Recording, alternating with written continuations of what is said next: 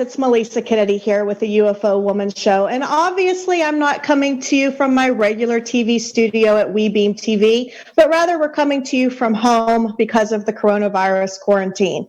With that being said, we are still going to go forward with this program because nothing's going to stop us from getting to the truth. And my guest today is actually one of the best people that we could be interviewing because she's with Mufon. Her name is Denise Stoner, and she is the Assistant State Director for Florida. Hi, Denise. How are you? Hi, I'm doing fine. Good. Except for all these virus things going around, and we're all sitting in our homes, and we're just going to keep going, aren't we? I know, and my closets are getting clean, and my house has never looked better. Yes, surprise. I think we're all doing that. I'm doing the same thing. Yes. I mean, you just have to stay positive and you have to try to, look on the bright side of things. I know I'm surrounding myself with these crystals and I'm doing my yoga and my meditation. And, I'm trying to be this warrior of positivity and put some good vibes out there to everybody because it is an uncertain time. It is definitely unprecedented in human history. And, we're all feeling the effects of it, whether it's financially, socially, anyway, it's really, really different. And our world has been turned upside down. It certainly has. I think it's happening because we are meant to talk to each other. I kind of have that same thought. In fact, I feel like we are almost turning back the hands of time and we are going back to a simpler way of existing. And we are getting back to just the basics, of love, communication, togetherness. It's not a bad thing as far as that goes, but it's really kind of turning our life a little upside down and making us rethink about things, I think, and reprioritizing, if you will. It certainly is. Yes, we're sharing a little bit more. I'm receiving more phone calls. A little bit more information is coming out. People had been hiding certain things and they're feeling like, well, if I say this, can I say that? Well, that worked. Right. Can I try this? And it's getting very interesting. It really is. And I have to say that in some ways it's kind of a blessing because we are kind of getting back to more, communication with our loved ones, our friends, people we haven't heard from in a long time. And we're just, reprogramming ourselves right now. And hopefully when this is all over, some of what we've learned from this time will carry over. I believe you. I certainly feel the same way. Yes. Well, I agree. Well, you and I have known each other for a little while, not as long as I would like, but we have met through various UFO friends, Mufon, things like that.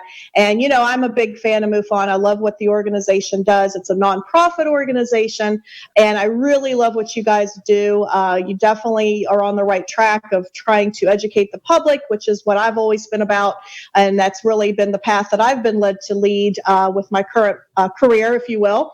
And I know right now you are the Assistant State Director for Florida MUFON, correct? That's true, yes.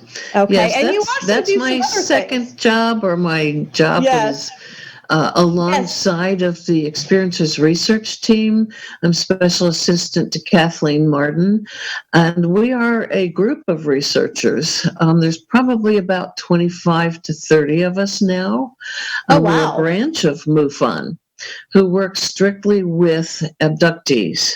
And we call them experiencers now. Yeah. That's wonderful. Experiencers or abduction, victims, or however you want to put it. There's a lot of different words I know that's floating out there in the community. I like the word that you just used, and that is experiencers, because that has a more positive connotation to it. And I'm always about being positive. And Kathy's so sweet. She came to our first UFOCon, and she was one of our wonderful speakers. And she's such a lovely lady on many levels. And I know you two are really good friends. But tell us a little bit about, how did you get your position at MUFON? What did you have to go through? Because a lot of people that are watching this show, they're not familiar with the network. Maybe they don't understand how people get into different positions and things like that. Can you share that with us? Sure. I'm an experiencer myself since age 2.5. And I began to explore as soon as I was old enough to start looking at the world differently from that aspect, from my experiences. And then when I was lived in Colorado, 1982, and my whole family was taken, missing time, Wow. about 3 hours from the high desert. And my parents were waiting for us on the other side of a mountain pass. They had been waiting. They were about to come and look for us. And that really turned the pages, and just turned my whole life around as far as what I felt I needed to do. That's when I started looking for an organization.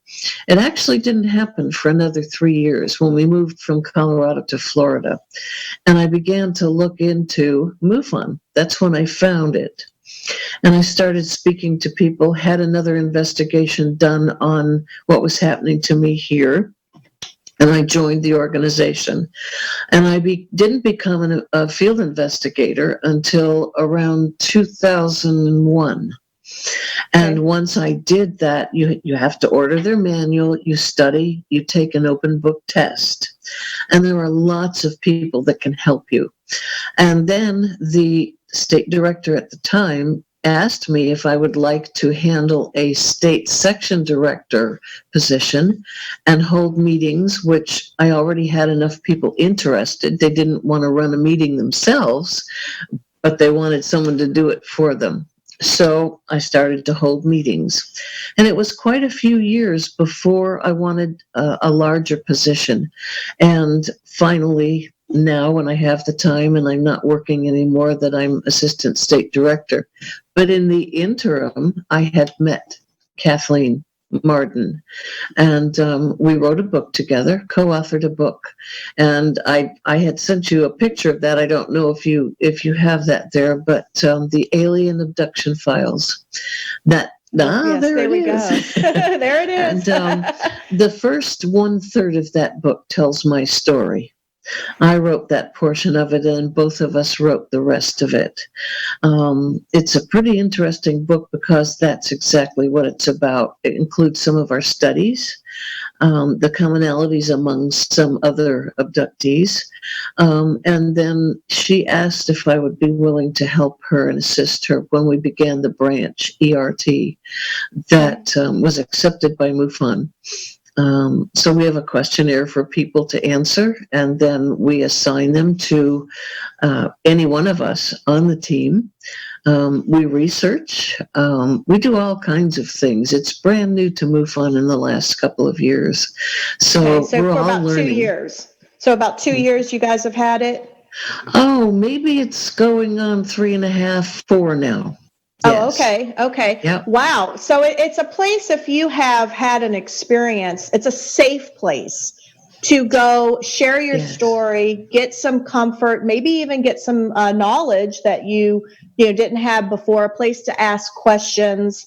And that's so important because when you're an experiencer, it's scary, it's fearful. You don't really know what's happening. Do you think it was just a dream? Do you think it was, there's just so many questions because I've talked to so many people, and I've had my own experiences as well, so I can totally relate to what you're saying. And that's one of the things I love about MUFON is that it is a safe haven for eyewitness accounts as well as experiencers. That's so true. That's so true. And we maintain a list for individuals that we can recommend. If they need some kind of therapy, they can get it. If they want to call a hypnotherapist, we've got a list of those. They have to follow through themselves, but we can give them names near the state that they live in. If they just want to continue with support with one of us that have been tasked with following through, they can do that. Once we're given their name, they belong to us. So. Yeah, that's really nice because it's almost like a family. It's a place that, family is usually a place that you can go and feel safe to discuss things and your feelings. And that's really what MUFON has become. It's a nonprofit organization that is much like a family for the UFO community. And, it's great. And I love that Kathy's involved and you're involved. I mean, you two ladies are just, absolutely fantastic. You're easy to talk to, and your own experiences makes it relatable for the new person that's maybe reaching out for help, and they can feel your energy. They can feel that you're compassionate about what they're saying, and they want to connect with somebody. It's so important, I think, when you've gone through an experience, that you can have somebody that you can count on that's going to be there, not judge you, not criticize you, not ridicule you, but actually can feel the same that you feel, and because they've experienced it, such as yourself. That's true. That's true. You're their support system, and you are a neutral individual that's not going to criticize and not tell them what to believe and what to feel. Absolutely. Exactly. Yes. And that can't be stressed enough, because, that's what we try to do here on the UFO Woman show. Is this is a safe haven. This is a wonderful place that I have invited numerous guests on with lots of different, stories to tell and objectives and things like that. And that's what we're trying to do here at WeBeam TV, is we're trying to be uncensored. We're trying to share, positive stories, things that are going to be educational, which, let's face it, there's a lot of fake stuff out there, and yes. we're trying to swim through all of that and really get down to the truth as much as possible, and Right. get the word out there that people can know that, whether it's my show, it's Mufon, whatever, there are places to go to get valid information that is not biased, that is not, going to steer you in the wrong direction, but rather give you that validation that you're looking for. And speaking to that, I am a Mufon member and proud of it. I get these MUFON journals in the mail. How long have you guys been doing the MUFON journal? Can you tell me, how long is this out? Well, MUFON began in 1969 in the Midwest, just with a small group, and it grew from there. I don't know exactly when the journal began. It was several years later when it became a larger organization, and they decided that they wanted to give something for their membership. Something now that people can tangible. write into. Right. Something tangible. And I mean, I pulled this out of my UFO library, and, I often go back and reread these articles. There's just so much good information in here. I mean, whether, you're looking for, reports, there's lots of UFO sightings in here. They've got educational articles in here. I mean, here's the whole thing about Brazil and the UFO flap. And it's just really, really good information. And it's non-biased. It's factually based. I can't say enough good things about it. And now you guys have the new MUFON show, which is for the members, correct? Yes. MUFON TV. So that's another. Yes, Mufon TV. You can order the journal like you've got in your hand. You can order it on just your computer, or you can order both, depending on how you like to read. You can contribute to that Mufon journal. Some write it just for the scientific purposes, some for research, and somewhere in between. There are always new things coming to the journal. So, and books. Advertise yes, you have books for sale. Right. Yep. You have books for sale too. Yes. So it's a wonderful way to contribute to the world of UFOs. And the ERT now has discovered that there is a factor of the paranormal involved. So we've got specialists. I'm one of them that works with individuals who are asking questions about the paranormal. Yes. So it's interrelated. It's all interrelated, really, isn't it? Yes, it is. It certainly is.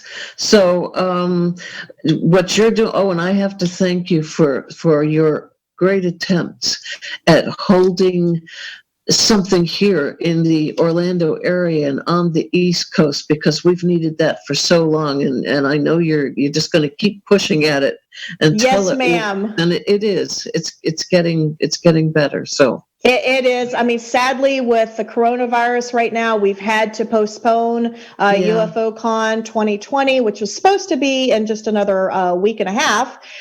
We were going to have, many of the great people in the UFO community. We were going to have Nick Pope. We were going to have David Hatcher Childress. We were going to have Stephen Bassett, William Henry, Dave Spinks. I mean, there was going to be really, really good speaker lineup. And, sadly, we were forced to cancel it as well because obviously the coronavirus. But you know what? Who knows what's going to happen? I don't have a crystal ball right now. I don't know, what the future is going to hold. But yes, I am trying to, get this to our East Coast, into Florida. I believe firmly in educating the public because we haven't been told the truth. We haven't been told what we need to be told, and that's part of the mission of this TV show, but it's also, my mission as the owner of BMK Publishing, because we do publish books, and we also put on events like UFOCon. So thank you so much, Denise. I really do appreciate that. Trying the best I can. I'm just a one-woman show, so. That's all we can do. And I was at your first one, and much appreciated for building that up like we need it to be. Oh, thank you, sweetie. Well, I appreciate your support and your encouragement because, as we all know, we can't hear enough of that. I mean, a lot of times, a lot of the hard work that we do kind of goes unappreciated, but I do appreciate your nice, kind words. You're welcome. So let's get back. Yes, absolutely. Let's get back to Mufon because, I just, I love you guys. I really think what you're doing is the right thing. And, I'm here to support you guys as much as I can and get the word out as much as I can. I've had a couple other people. I've had Barry Gaunt, who is the Kentucky State Director, on my show. And, I've really tried to, get the word out, get people to come and join and learn, get these wonderful journals, get the subscription online. I mean, there's so much to offer. Now, are you guys still holding, you have meetings? You guys have local meetings, correct? Yeah. Yes. As a matter of fact, I am about to test drive my Zoom meeting and have a guest speaker at the same time. That's going to be interesting. That's coming ma'am. Up. So I'm going to send out some notices and we're going to see what happens. And once that does, then I'll make it larger and larger. As you know, we can have, somewhere around 100 people. So that'll be really interesting once I do that. So yes, and you're going to try to do this here on Zoom. Is that what you're thinking? Yes, I'm going to test drive it on Zoom. So awesome. Well, I'd love to be invited. Would you like to come? Yes. Okay. Please send me an invite. Sure, I'll send you an invite. Just RSVP. I would love it. I have to select a date, and we're going to go for it. I think you'll like the topic. I'm sure I will. So. I'm sure if it has anything to do with UFOs and paranormal, I'm your girl. You know that. So you're the girl. Yeah. It's coming up. So sure enough, I'll send you a date, and we're going to have a little discussion after it. It's going to be a book report. I can go ahead and tell you what it is. We have someone who's going to do a PowerPoint, longtime friend of mine, on the book Rachel's Eyes. I don't know if you've heard of that book. I have heard of it. I have not read it, though. Well, he's going to talk enough about it, you'll learn it. Good. Yeah, and then we're going to have a discussion about it. And so I think you'll find it very interesting. Oh, I'm sure. I look forward to that very much. So let's talk a little bit about some of the videos and photos and stuff that you've sent the producers, because I know that we requested some information from you earlier to share with our audience. Which one would you like to start with, Denise? Well, put one up there and let's see. Well, I'm trying to remember. I've sent 5 or 6 groups to different people. Let's put one up there and I'll talk about it. Okay. I can talk about that one. That particular one was taken through a monocular that I had, and we were recording it. The larger object in the middle is called a jellyfish. It's a UFO, and they were first seen in Great Britain. When it's a still, it looks like a jellyfish. You can't see the tentacles that were hanging off the bottom. When it's moving, it is just millions of flashing lights and looks like a regular UFO. We captured that through my monocular, and it was recording. So Wow. if they do come down lower in the sky, but that was way, way up there that night. So What I like time to frame? show Like what year was that taken? Do you that remember? was only about 3 years ago, right Oh. outside my front door. I had the binoculars set up on the sidewalk. Oh my gosh, are you serious? Wow. Yeah, and That's it was cool. about. Any idea like what species, like which extraterrestrial group that was? You have any idea? I do not. I have no idea, but I can tell you that most of the time when I capture something, it's between 8:30 and 10:30 in the evening. It's in the winter time, and it's right up against Orion's belt. Oh, 8:30 to 10. Okay, I'm going to set my time here. And I'm going to go outside between 8:30 and 10:30. But I live in the Orlando area, and honestly, there's so much light pollution here that I don't even know if I could see that anyway, unfortunately. Well, if you use that type of binocular or monocular, it'll cut right through the light. And oh, okay. yeah. Where can I purchase such a thing? Let me guess, Amazon or somewhere? I want one of those. This was a Gen 2. They have a much better one now, and they're the least expensive of all that infrared type. Some of them are up in the thousands of dollars. I think I spent around maybe $300 for this. Oh, that's not too bad. Yeah, that's not too bad. And you can look right through all this city stuff. All and the the humidity that we have. And we put it on a tripod and I had it hooked up. And I was watching everything on a screen. I had a 32-inch screen it was hooked up to. So we saw it all happening while we were recording it. Oh my gosh, that's so exciting. I would be jumping up and down. And if I saw that, I was like, hey, and then I'd have the blurry video that we've all seen. I would not be good. Oh my goodness. And speaking of which, it really is, it's kind of a joke in the community, but if you think about it, whether it's UFOs, Bigfoot, it doesn't matter. It seems like we always have these blurry videos and photos, don't we? Yeah. And well, if you could have seen the difference between that one, I didn't have the other one, and it was a video, but it looked just like a saucer with flashing lights. And I wanted to catch the still of it and why it looked like it did. It had tentacles that didn't show up on this one, but that's what the Brits were calling it, a jellyfish. And now we're seeing it here. Yeah, and it looked like, I wonder what the tentacles are for. I'm wondering if that's some sort of light sensor, heat sensor. I wonder what those are. It could be. There were probably about 8 of them, very thin, coming down from the bottom. Yeah. That's cool. That's cool. All right, well, let's go to another clip here and see what that is. Oh, okay. That's an interesting one. Okay. That is taken in Nevada, way up in the mountains, down a dirt road we had traveled, had not seen a car or a person for probably 6 hours. A friend of ours knew Nevada desert, the high desert, for years and years and years.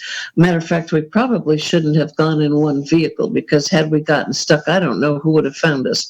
We had no cell phone, we had no nothing.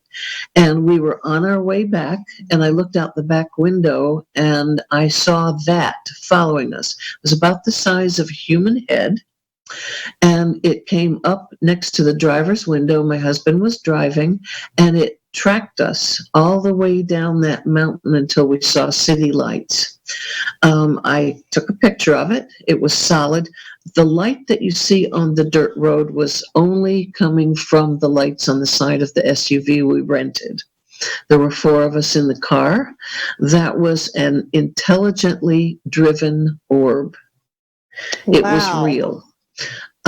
When we saw the city lights off to the right, it took off at a speed that you could not figure. It just zipped off in through the Joshua trees and disappeared. But it followed us for a very long way, right next to my husband's head. It was probably about 5 feet off the road. Wow. It almost looks like a full moon. That it's so bright. Yeah. Wow. And we wanted to reach out the window and touch it, but didn't dare. We didn't want it to go away. So I took the camera and took the one picture. I didn't want to scare it away. Didn't know what it was. We weren't very far from Area 51. Oh, interesting. Interesting. Well, so far we have identified 2 different UFOs with your photos. We've talked about a jellyfish type UFO, and then this one here, which would be more like an orb. I know from ufology and things like that, the different types, but could you educate our audience real quick on the different types of UFOs that Mufon, kind of categorizes? Well, they're giving them names or base them on what are people who call in and say, I saw this, or what is it? You have the regular typical disc. There's one that a picture was taken in Italy by someone who worked outside. And of course, there were arguments over it for years. I don't have the picture right now to show you. I wish I'd sent it. And through the windows, you could see the ETs working on something. And they finally do you remember I've that seen one? that. Do you remember Yes, actually, I do know what you're talking about. Yes, that one's incredible. Isn't that incredible? They have finally decided that is a real picture. I think people could just Google that and they could find what we're talking about. So that's cool. Yes, and there are, still the boomerangs and the cigar shapes and the cylinders and you name it. There's every shape and size you can imagine. Exactly. Yeah, exactly. What do you know about the diamond-shaped ones that are kind of tall? And have you seen any of those before? Yes, those are interesting. Aren't they? The reason why I'm asking that is because I do a lot of meditation. I do a lot of things to increase my psychic abilities. And I have had repeated visions of a pyramid type or diamond shaped UFO. So kind of asking for my own personal knowledge because I know what I've read, but I'm not an insider in MUFON like you are. So I didn't know what that maybe signifies or what that could possibly be telling me. I don't know, but that's a mystery too.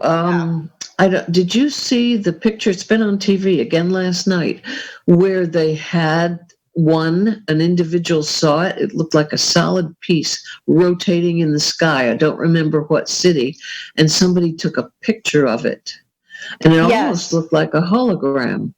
I think that was on Travel Channel. I think either last night or the night before, I think I saw that program. What was it called? UFO Up Close or Close Up. I don't know. It's one of those shows. I think I do know what you're talking about. No, that's interesting. I'm going to have to dig into this a little bit more because for some reason I'm getting these repeated visions of this type of craft.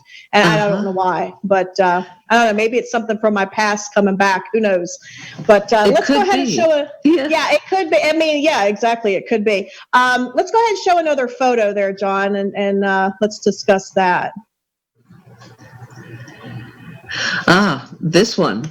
At first, I wanted to call her Woman in Black. There were 2 of them, and they were at my door one Sunday morning, and the doorbell was ringing and ringing and ringing.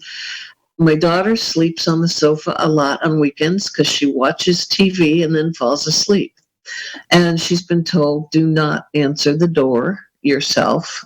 Call one of us. So I heard her calling, heard the doorbell, went through, and this and a smaller, little shorter one, identical to her, I could see in our monitor. So I thought, well, let's open the door. That's pretty strange looking. I opened the front door, and the 2 of them were already walking across the parking lot. We live in an area where it's kind of a T-shaped parking area. It's not a road. And we are all sound asleep. We know each other, all the neighbors. And there's only one way out. You have to go to the right to get to a main road. It's pretty private and pretty safe here. But they were going down a sidewalk between 2 houses. And by the time they got to the end of the houses and the sidewalk, they were gone. And I called to them. Wow. So were they checking on me? I have a feeling. I'm going to go with yes. Yes. They were carrying something kind of like a briefcase, but very flat. And they just kept walking until they faded away. Did I send you the picture of the nurse? I think that may have been the last picture. The last picture. Okay. If you look at the faces of what you just put up, or the face of the lady you just put up, you look at the face of the nurse that you'll show. She looks very much like this one at an older age. The nurse appeared at my bedside when I was very ill and should have passed away. And she came and told me that I was going to be all right. Everything would be all right. And she was wearing a nurse's uniform that was only suited for people in the 1940s. Oh, interesting. Late 40s, early 50s, and it was 1969. And wow. I was covered with and it's in my medical records, Kathy has them, with a violet purple fluid that had come from me. And she raised me above the bed. I was floating above the bed. She took the sheets. She took everything covered with the fluid and left. My doctor came in and asked for the sheets, and I said the nurse took them to the lab. They couldn't find her or the sheets. Interesting. Yeah. So. Any idea what that was? Any idea what the purple stuff was? No, the only thing they knew was there was a little drop of it on my gown still, and they tried to take that and figure out, but in 1969, the lab, they didn't have enough equipment or methods or ways to see what that was. So they wrote it in my records, and there's no trace of it now, of course, but I was taken to surgery, and the only thing they could do was they removed almost all of my small intestines. I have no small intestines. I have 3 feet left out of 22. I have very large stomach, no muscle, and I was told I had 20% chance to live. But here I am. But all here these you years are. later. And the nurse had said everything will be all right. So whatever she did, was that an ET healing? Was she an angel? And she's one of your guides. Yeah, she's one of your protectors. Absolutely. Yeah. And were those faces at my door, was one of them the same one that was at my hospital bed? I feel like that's true. Yeah. Wow. Oh my gosh, you just gave me goosebumps. I mean, woo! Wow. And that was 1969, you said? Yes, July of 69. And I was sitting up in my bed the day that the men walked on the moon, and I was able to see that. It was Of course. Yep. Of course you were.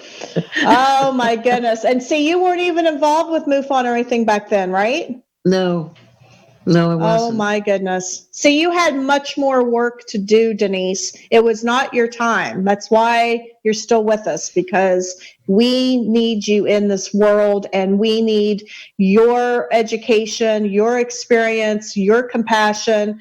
I mean, I'm a firm believer that, we go when we're supposed to and not a day or a second before, because we are all on this earth to do something. There's a journey, there's a path for us to be on. And, sometimes our paths change. I know you've probably done various jobs in your life, as have I. Yeah. And it's funny how, the universe just kind of navigates us to where we currently are, which I don't know about you, but I never thought in a million years I'd be the UFO woman and doing what I'm doing. Yeah. So yeah, and you're supposed to, don't you? You just know that's.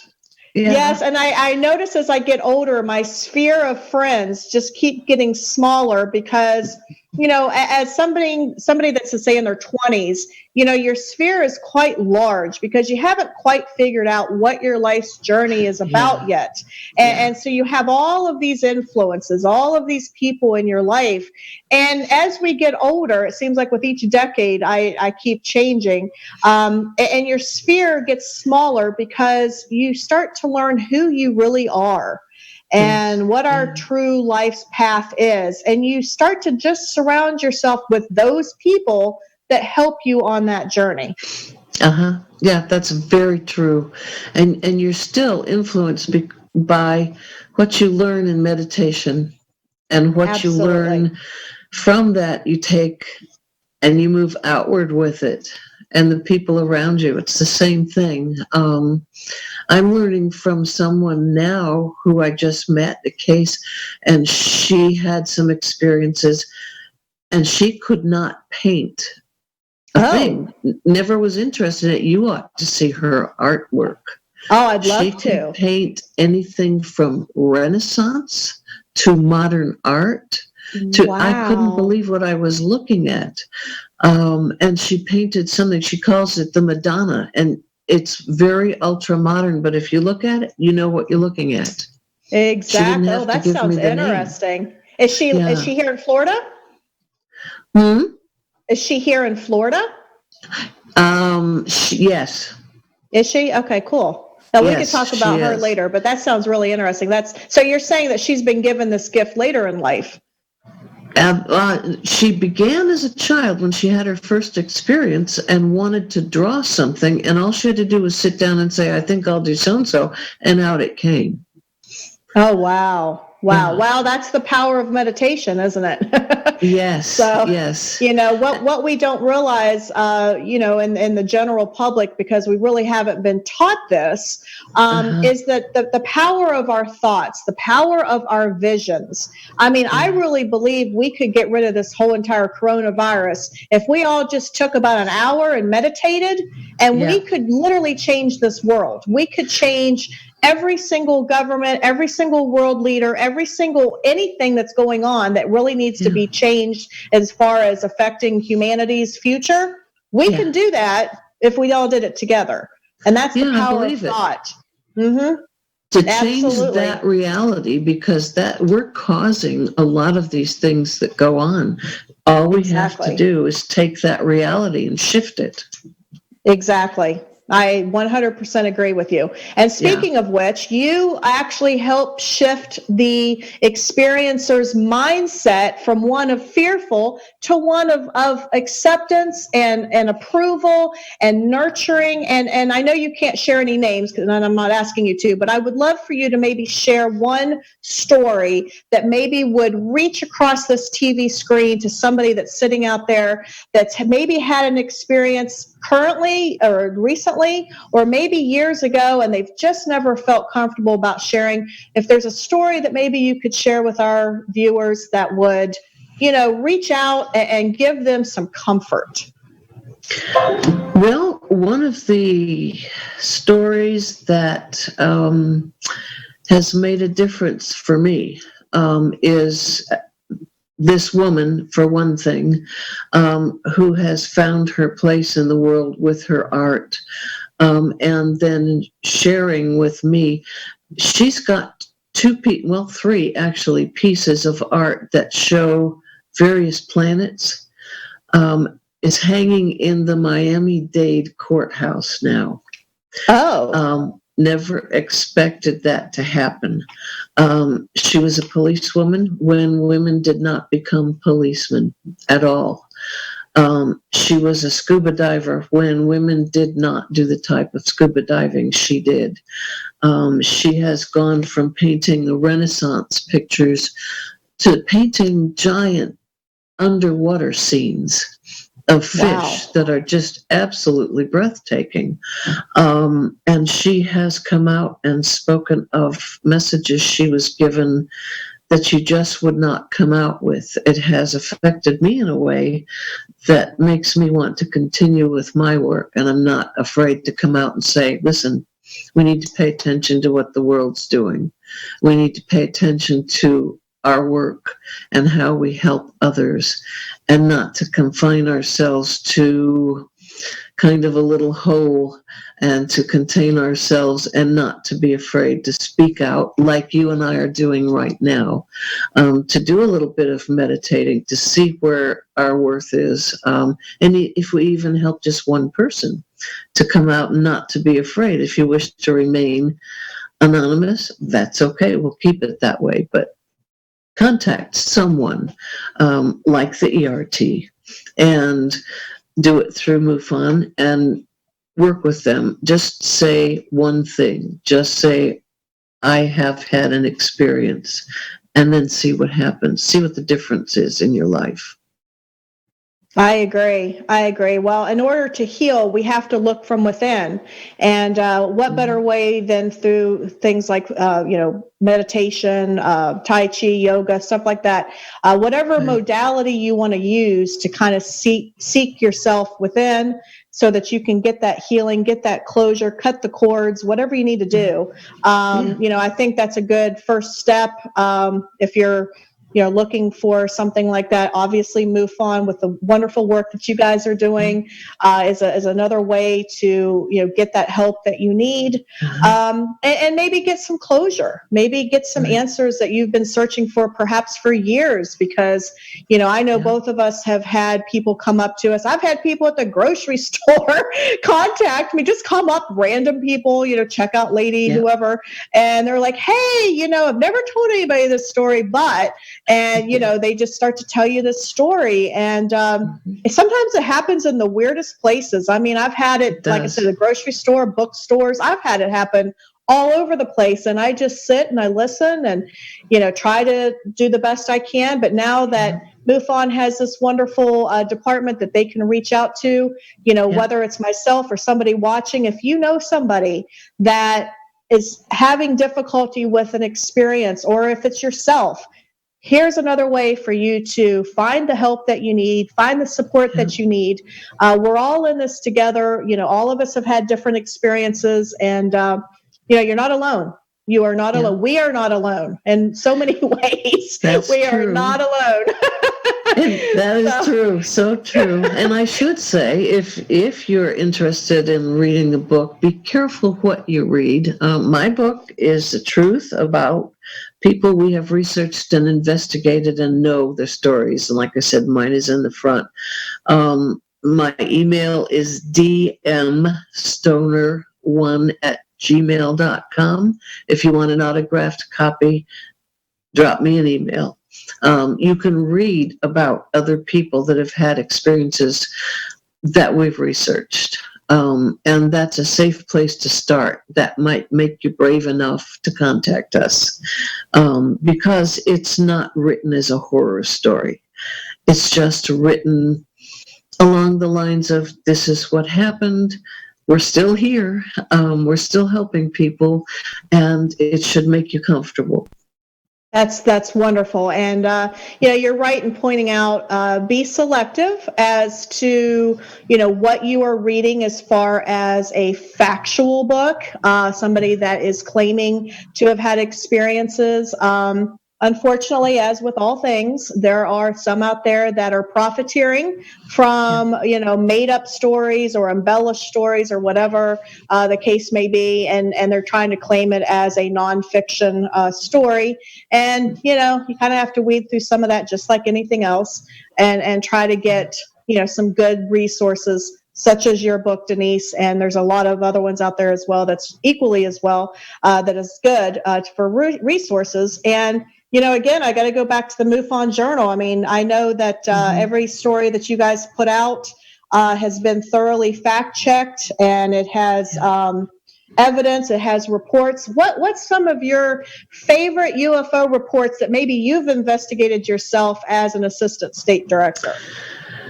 Calvin Parker's story. He is the man that he lives up in Alabama, and when he was 19 years old and out fishing, and I went and met him myself. I drove there and I spoke to the man.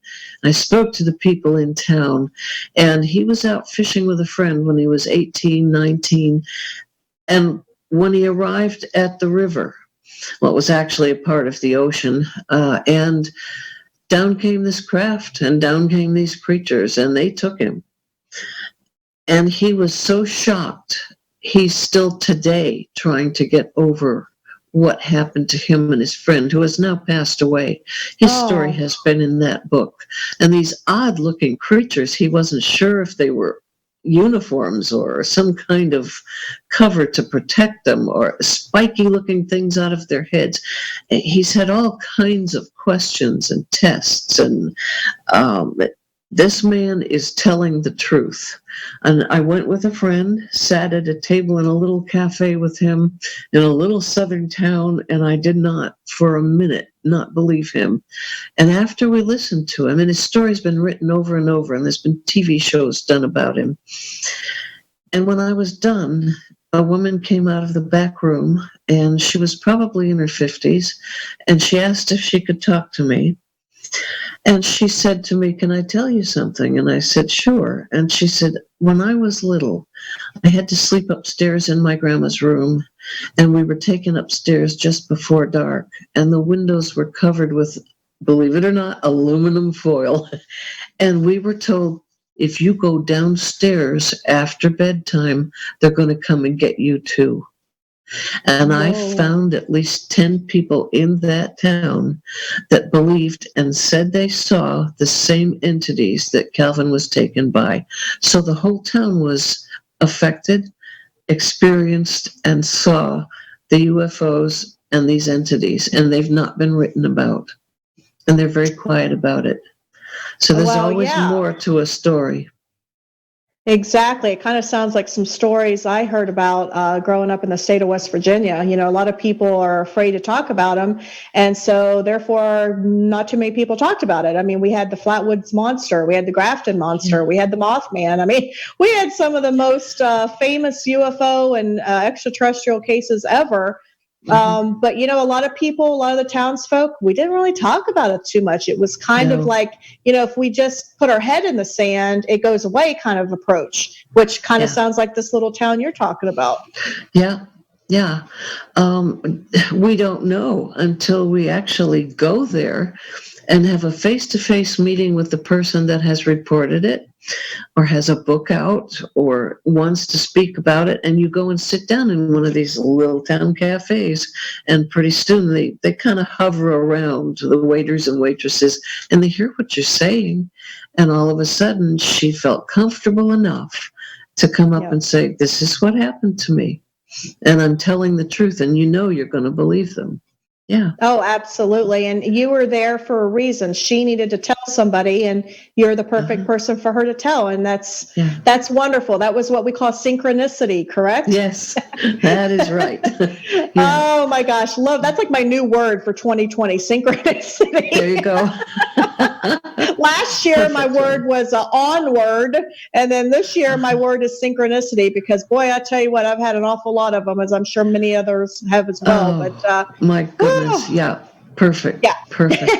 And there's an author that I'm getting ready to publish her book right now. And I cannot believe, as I'm reading through her book, how many synchronicities her life and my life have in common. And she's in her 80s, but I'm reading her book and I'm like, oh my gosh, it's like it was my life. It's insane. So, you know, it's, it really is interesting. If you are out there and you want to share your story and you actually want to write about it, I am a publisher, so I'd love to have an opportunity to chat with you. But I know that Denise, you have two books, right, or one? No, I have one. I've been writing articles for some magazines right now. Do I want to tackle another book? I don't know. Well, I knew you were writing something, because I know you and I have chatted before, and I didn't know if you were working on a second book, or so you're writing some articles. Okay, well, that's cool. Yeah.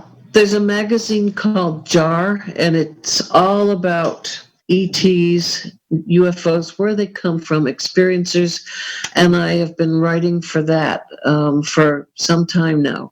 Nice. Like I said, do I want to tackle another book?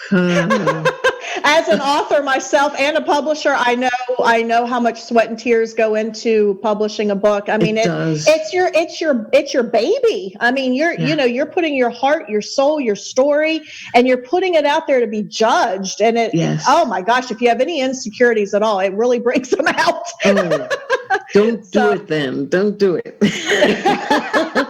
Exactly. Yeah. Well, you got to be pretty secure with yourself and putting yourself out there. And yes. But to me, it's all worth it because it's all about educating. It's all about opening doors. The book that I actually wrote is fiction, but I did that intentionally because I wanted to open the doors to our youth, to our young adults, and give them something that was entertaining, but open that door for them to explore what we're talking about in a very non-threatening way, in a kind of fantasy way, if you will, but in a way that hopefully opened the doors for a few youth to connect with. But perfect. Anyway, yeah. Well, I used to be a school teacher, so for me, I'm always trying to connect the youth to what's going on today. And there's so much of a disconnect. I mean, there's video games, there's all these other distractions, social media.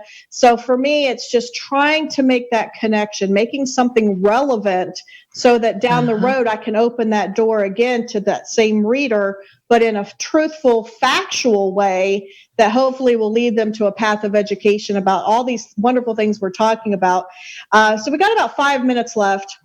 And what I'd like to do in closing is just talk a little bit about how UFOs and paranormal are interconnected. I mean, I'm a ufologist. I'm also a paranormal investigator. Why? Because it's all interconnected. We're all talking about, interdimensional beings, entities, things we can't explain, mysteries. I mean, it's all interrelated.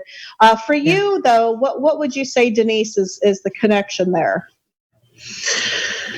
I think they pretty much either all come through the same portal, enter and exit. Do they run into each other there? Possibly. We're working on it. And then we humans have to see them, have to figure out who they are. Do they know each other? What are we looking at? Orbs are all different until some of them begin to manifest as little spirits. Then we can tell the difference. I'm trying to collect some photographs, and I have a friend who is very determined and has helped me out. I've got a couple of orbs that are in the midst of transforming into spirit faces. And she's done a pretty good job, and she's still working. And then we've got some that are definitely from the world of UFOs and ETs. So they're all different. They come through the same portal. Do they come from the same world on the other side? We don't know. We've definitely got spirits walking around, and we've got ETs that form fully and stand by our bedsides and then take us somewhere. We find now that they're taking us out of body rather than walking us through the wall or through a window.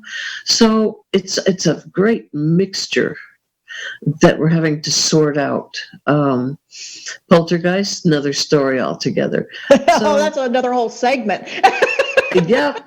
So I'm working on that. And I've been there with a lot of it, been to a lot of homes, and with a lot of people while some of this is going on. So, I can come on again and we can talk about that. I definitely want you to have another opportunity to come back on the show, because that's another whole entire episode in and of itself. I mean, just from my own experiences, my own investigations, I mean, there's so many explanations as to why things happen that we can explain, with the knowledge that we have. But what people need to understand is, our eyes can't see most of what's going on around us. In fact, it's almost like we're blind to some degree, because there's so many other dimensions. There's so many other, frequencies and things that we can't see. And the way I describe it to a newcomer to our show is, think of Wi-Fi. Can you see Wi-Fi? No, you cannot see Wi-Fi. Why? Because our eyes are not conditioned to see certain frequencies and certain things like that. So for me, that's a real like concrete way to explain that, hey, we can't see other dimensions and we can't see a lot of things that are around us. In some ways that might be good, in some ways it's not, because we are kind of clueless in some regards. Right. Oh, we could have a good time talking about that. We could. Yes. So, yes, I would definitely like to come back. Oh, absolutely. Well, this is always a safe place for, any talks about, UFOs, paranormal, extraterrestrials, universal consciousness. I mean, all of this is interrelated. I mean, the UFO Woman show, yes, it's a lot about UFOs, but really and truly, it's all of these topics that we're talking about, because it's all surrounding the same circle of information. It's all interrelated. Whether you work with crystals like I do, you work with meditation, you do yoga, all of this is raising our vibration to a higher frequency so that we can become more connected with the universal consciousness. And it really is what the intergalactics have achieved. They're much higher frequency than we are, hence the reason why they can go through walls, why they can do these different interdimensional travels and things like that. We as human beings, we're not there yet, but no. I, for one, am working on that. I like to sometimes think of myself as like a little warrior. I'm like out there, okay, guys, let's try to raise our frequencies together. And it's funny because as I'm putting it out there to the universe, I'm getting more and more people coming into my life that think the same way, practice the same things. And it's so wonderful because I just have this instant connection with these people, and that we're all working on the same, end goal. And that is to raise humanity's vibration, our frequency, our, just getting it up there to where we really need to be. And with this coronavirus, hey, let's all stay healthy. Let's all, try to think positive. Whether you are, stuck at home like most of us are, or maybe if you're one of those people out there on the front lines, we really appreciate what you're doing. You're trying to keep us all safe. We are all with you. And, we send everybody good vibrations, good frequencies, good thoughts. And, I have to thank you, Denise, for coming on. I really enjoyed our time together. If you haven't joined Mufon, go to Mufon's website. It's mufon.org, or is it mufon.com? Which one? Mufon.com. Mufon.com. Mufon.com and look them up, because they're an awesome organization. Until next week, I'm your host, Melisa Kennedy, and keep looking up.